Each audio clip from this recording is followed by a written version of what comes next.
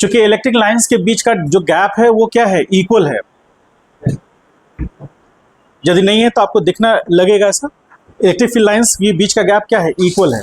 तो इक्वल होने से डेंसिटी कहीं पर भी किसी भी पॉइंट पे चेक करेंगे, जैसे मान लीजिए इस पॉइंट पे हम चेक करें तो यहाँ पर इलेक्ट्रिक फील्ड लाइंस का जो डेंसिटी है इस पॉइंट पर, इस पॉइंट को ए कह रहे हैं, इस पॉइंट को बी, और मान लीजिए यहाँ एक पॉइंट है उसको सी कह रहे हैं, तो सारे पोजिशंस पर तो इलेक्ट्रिक फील्ड लाइंस का गैप जो है वो बराबर है।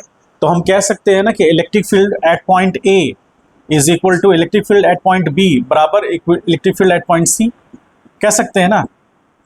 इलेक्ट्रिक फील्ड्स दो चीज़ पर डिपेंड करेगा, मैग्नीट्यूड और डायरेक्शन पर। तो उसके डेंसिटी बताएगा वहाँ पर उसका मैग्नीट्यूड, और डायरेक्शन बताएगा उसका डायरेक्शन। तो यहाँ पर सारे का डायरेक्शन आपको क्या दिख रहा है, यदि हम एक्स और वाई एक्सिस ले तो सारा पॉजिटिव एक्स एक्सिस में जा रहा है, सारे लाइंस का डायरेक्शन एक ही और होगा भी एक, ठीक है। अब उनके बीच का चूंकि डेंसिटी इक्वल है तो सारे पॉइंट्स पर इलेक्ट्रिक फील्ड का मैग्नीट्यूड क्या होगा, इक्वल होगा, डायरेक्शन सबका सेम होगा। अब यहाँ पर हम मान लीजिए कि कोई भी पॉइंट लेते हैं, ये सपोज इस पॉइंट को मान लेते हैं P कहते हैं, और इस P पॉइंट पर मान लीजिए हमारे पास Q0 एक चार्ज है, और Q0 चार्ज है और उस Q0 चार्ज का मास m है। ये P पॉइंट पर Q0 चार्ज है और उस Q0 चार्ज का मास कितना है, m है। तो अब इस Q0 चार्ज पर इस डायरेक्शन में फोर्स लगेगा जिसको हम लोग इलेक्ट्रोस्टैटिक फोर्स बोलेंगे, और वो Q0 इंटू E होगा। और E जैसे मान लेते हैं E0 इंटू आई कैप। E0 क्या है, E0 magnitude of constant electric field,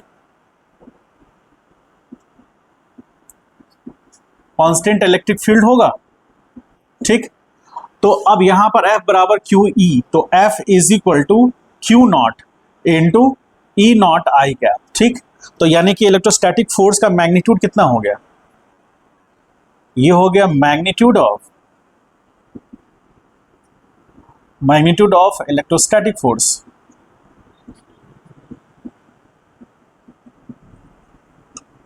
ठीक है, मैग्नीट्यूड ऑफ इलेक्ट्रिक फोर्स। और ये डायरेक्शन हो गया, डायरेक्शन ऑफ इलेक्ट्रोस्टैटिक फोर्स, ठीक है। अब यहां पर हम लोग एक चीज को ये समझे कि F is equal to QE आ गया। F इज इक्वल टू कितना आया, Q0 E0 इंटू आई कैप। इसका मतलब F का वैल्यू Q0 इंटू E0 है, ठीक। तो F की जगह पर क्या लिख सकते हैं, M इंटू A लिख सकते हैं ना। तो यहां पर F is equal to M into A is equal to Q0 E0 I cap, ऐसा लिख सकते हैं। तो यहां से Q0 E0, तो A बराबर क्या आया, बाई M, ये वैल्यू आया। और यहां से हम डायरेक्शन वाइज बात करें तो A बराबर क्या आ जाएगा, Q0 E0 by M I cap. इसका मतलब एक्सेलरेशन का भी डायरेक्शन वही होगा। मतलब ये जो चार्ज पार्टिकल है जिसका मास m है और चार्ज कितना है Q0, ये फोर्स एक्सपीरियंस कर रहा है, तो ये क्योंकि एक्सेलरेशन इसका एक पर्टिकुलर अमाउंट का है तो इसका वेलोसिटी इंक्रीज करेगा ना। तो मान लीजिए चार्ज पार्टिकल इनिशियली, ऐसा S.C. वर्मा में एक बुक है, क्वेश्चन है उसमें कि मान लीजिए चार्ज पार्टिकल को यहाँ हम लाकर रिलीज करते हैं, तो रिलीज करते समय इनिशियल वेलोसिटी 0 होगा, तो कितने समय के बाद उसका वेलोसिटी 25 मीटर 30 मीटर ऐसा कुछ होगा, या फिर कह सकते हैं कि वेलोसिटी उसका 30 मीटर पर सेकंड है, कितने सेकंड के बाद होगा, निकाल सकते हैं। तो उसके लिए हम लोग सिंपल क्या होना चाहिए, हमारे पास काइनेमेटिक इक्वेशंस फॉलो होना चाहिए। तो for constant electric field, sorry constant charge के लिए, कांस्टेंट एक्सेलरेशन के लिए, कांस्टेंट एक्सेलरेशन कितना, A is equal to Q0 E0 by M। इसके लिए हम क्या लिख सकते हैं, V is equal to U plus AT ले सकते हैं।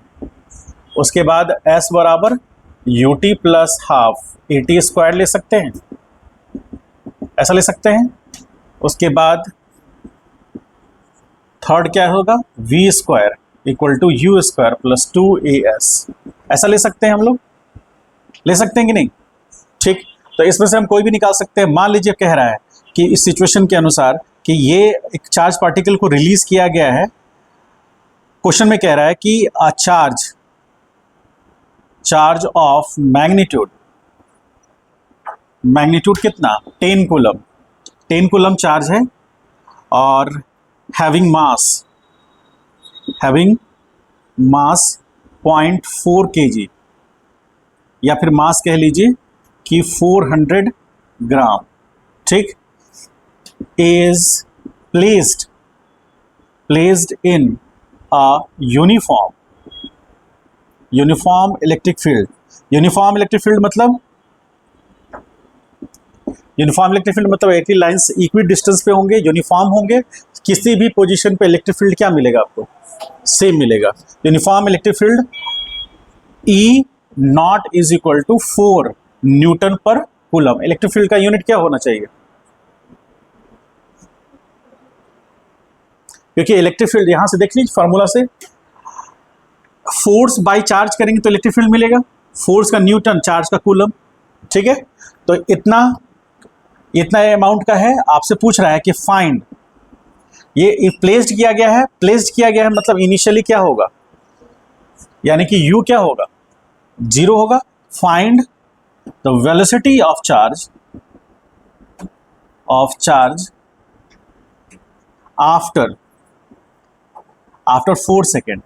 निकाल सकते हैं क्या, चलिए इसको राइट डाउन कीजिए और फिर इसको सॉल्व कीजिए।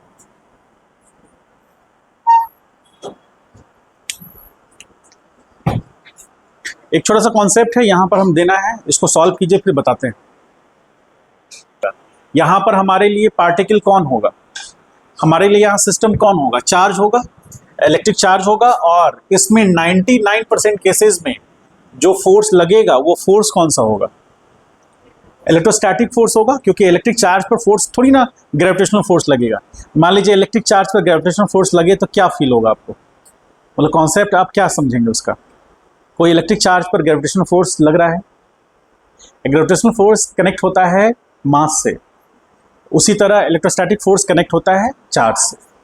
यदि चार्ज नहीं होगा, यदि कोई ऐसा बॉडी है जिसके पास चार्ज नहीं है, नेट चार्ज नहीं है, तो वहाँ इलेक्ट्रोस्टैटिक फोर्स का कोई मीनिंग नहीं है, क्योंकि आप कूलम्स लॉ देख रहे हैं, F बराबर क्या है, K Q1 Q2 by R square. यदि चार्ज ही नहीं है तो फोर्स क्या होगा, कुछ नहीं, ठीक। अब जैसे ग्रेविटेशनल फोर्स है वो क्या है, F बराबर G M1 M2 by R square, वहाँ मास ही नहीं है, फोर्स नहीं है, ठीक है, उसी के रिलेटिव लगता है। अब मान लीजिए कोई ऐसा चार्ज पार्टिकल है जिसके पास सिग्निफिकेंट मास भी है, तो वहाँ पर ग्रेविटेशनल फोर्स भी लगेगा और उसके पास इलेक्ट्रोस्टैटिक फोर्स भी लगेगा, और वो दोनों फोर्सेस का समेशन नेट फोर्स देगा, ठीक है। तो नेट फोर्स देगा तो बॉडी का एक्सेलरेशन उसी डायरेक्शन में होगा, ठीक है, ऐसा हम लोग देखेंगे भी।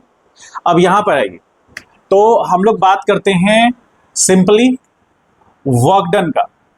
तो वर्क डन हमें कैसे मिलता है, वर्क डन मिलता है work is equal to force into displacement से, ठीक है। अब मान लीजिए कि W हम लोग बोल रहे हैं कंजर्वेटिव फोर्स, तो यहां हो जाएगा FC इंटू डी, यानी कि यहां पर जो फोर्स लगा है, यहां पर वर्क हुआ, ये क्या है, ये work done by conservative force. Conservative force मतलब अभी हम लोग पढ़ रहे थे ना, अभी हम लोग डिस्कस कर रहे थे कि हम लोग का नेचर कंजर्वेटिव नेचर है, नहीं बोलते हम लोग बिहारियों का नेचर, तो क्या इसको कैसे आप कनेक्ट कर पाएंगे, कंजर्वेटिव माइंडसेट होना गलत है या सही है, हाँ। तो यहाँ तो कंजर्वेटिव फोर्स होना अच्छी बात है ना, एनर्जी कंजर्व रहता है।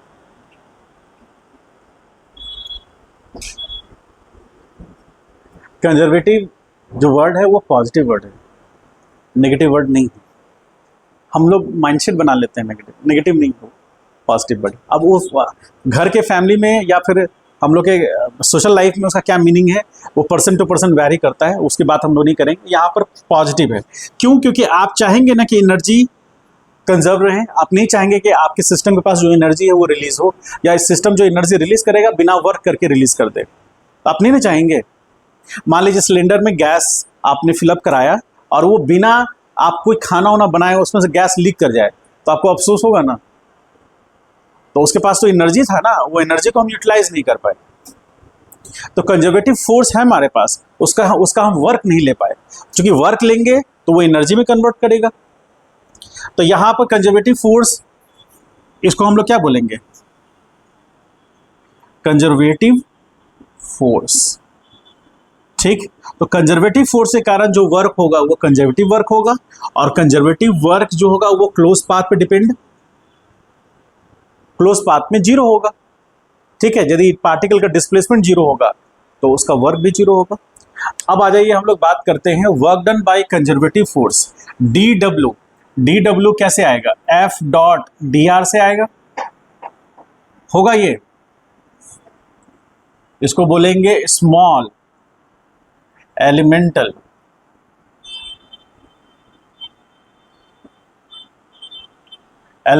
Work done by conservative force.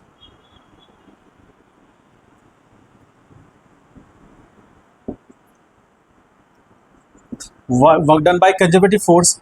अब यहां पर F क्या है? F है एक्स आई कैप, या फिर इसको ऐसे लिख लीजिए, F X I cap plus F Y J cap plus F Z K cap. उसके करस्पॉन्डिंग डी आर क्या मिलेगा? डी आर होगा डी एक्स आई कैप और plus D Y J cap plus D Z K cap. ठीक, तो D W बराबर क्या हो गया? F X into D R, ठीक, plus F Y into D Y plus F Z into D Z. होगा ऐसा क्या? बोलिए, होगा? अब आइए, और हम लोग क्या पढ़े हैं? From work energy theorem.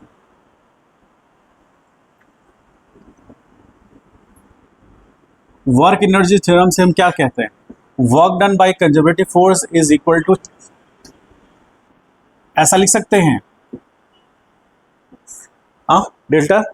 तो अब यहां पर work done by conservative force तो यानी minus U final minus U initial. तो work done by conservative force तो U initial minus U final, ऐसा लिख सकते हैं, हम लोग लिख सकते हैं। और यहां वर्क की जगह पर, यहां जैसे डी डब्ल्यू वर्क आया, फॉर कंप्लीट वर्क के लिए हम क्या लिख सकते हैं?